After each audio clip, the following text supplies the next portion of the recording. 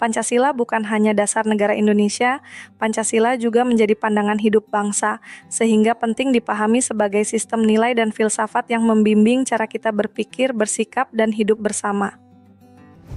Secara sederhana, Pancasila adalah 5 sila yang menjadi fondasi kehidupan berbangsa dan bernegara di Indonesia.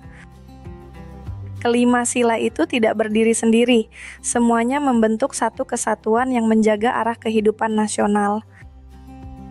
Karena itu, Pancasila berfungsi sebagai pemersatu di tengah perbedaan suku, agama, budaya, dan pandangan sosial. Dalam kehidupan sehari-hari, Pancasila juga menjadi pedoman saat kita mengambil keputusan, berinteraksi dengan orang lain, dan menilai mana tindakan yang adil, manusiawi, dan bertanggung jawab.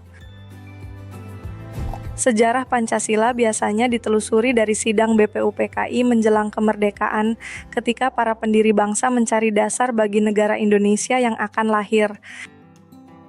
Pada 1 Juni 1945, Ire Soekarno menyampaikan gagasan tentang 5 prinsip yang kemudian dikenal luas sebagai Pancasila.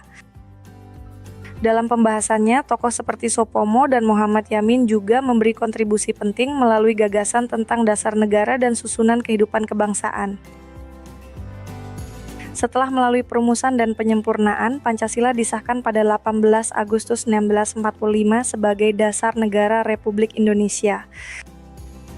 Sejak saat itu, Pancasila tidak berhenti sebagai rumusan historis. Pancasila terus hidup sebagai pedoman bangsa dalam menghadapi perubahan zaman hingga hari ini. Secara umum, filsafat membahas pertanyaan yang paling mendasar tentang kehidupan, nilai, kebenaran, dan cara manusia memahami dunia.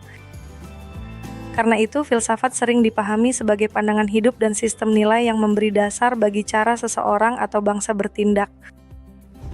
Jika diterapkan pada Indonesia, Pancasila dapat dilihat sebagai sistem filsafat karena kelima silanya menyusun kerangka berpikir yang utuh, bukan kumpulan prinsip yang terpisah.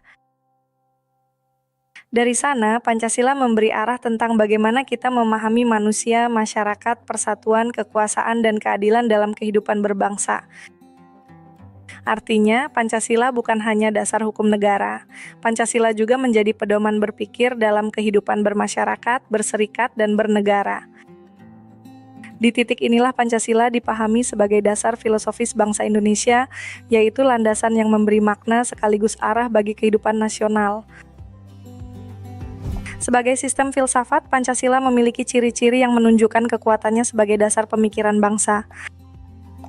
Pertama, Pancasila bersifat universal dan abadi, karena nilai seperti kemanusiaan, keadilan, dan musyawarah tetap dibutuhkan dalam setiap zaman. Nilai itu terasa dekat dalam kehidupan nyata. Misalnya saat warga saling membantu setelah bencana, kita melihat kemanusiaan bekerja sebagai nilai yang melampaui situasi sesaat. Kedua, Pancasila bersifat mendasar dan fundamental karena menjadi landasan bagi penyusunan aturan, kebijakan, dan arah kehidupan negara.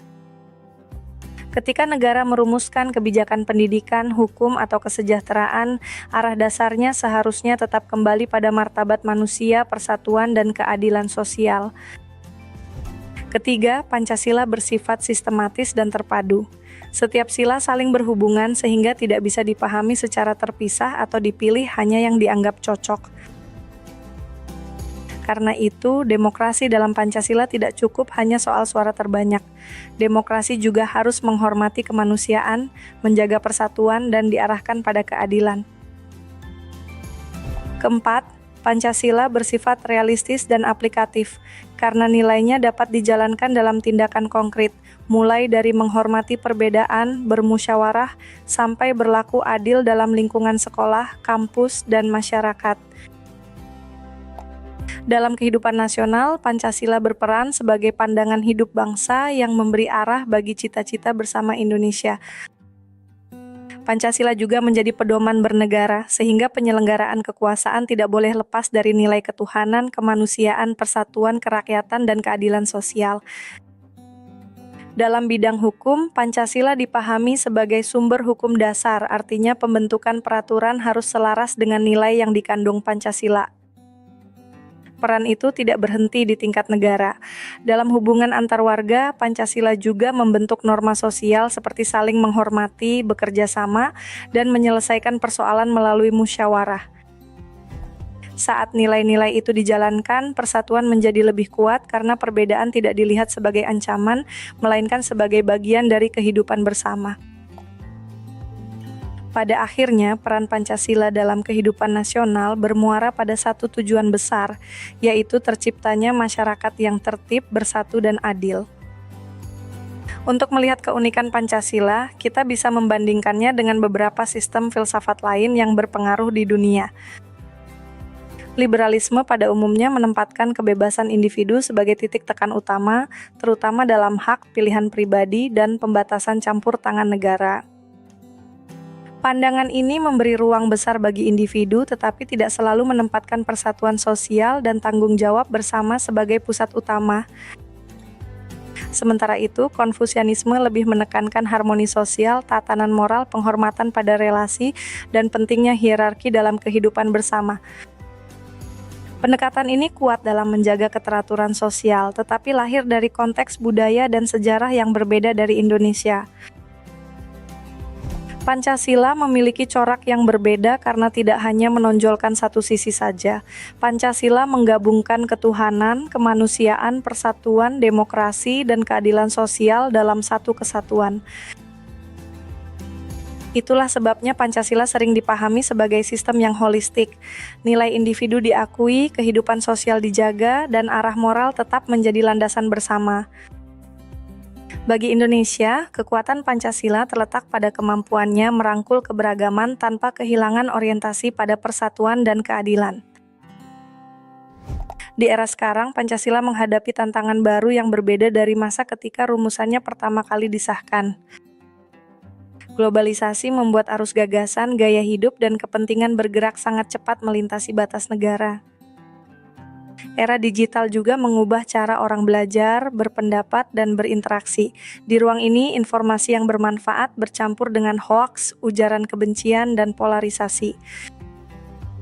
Perubahan sosial yang cepat, termasuk pengaruh teknologi dan budaya asing, bisa memperkaya masyarakat. Namun, tanpa pegangan nilai, perubahan itu juga dapat mengaburkan jati diri bangsa. Disinilah Pancasila tetap relevan. Pancasila membantu kita menyaring pengaruh luar dengan ukuran kemanusiaan, persatuan, musyawarah, dan keadilan sosial. Jadi, mengamalkan Pancasila hari ini bukan berarti menolak modernitas. Artinya kita maju mengikuti zaman, tetapi tetap menjaga identitas nasional dan tanggung jawab hidup bersama.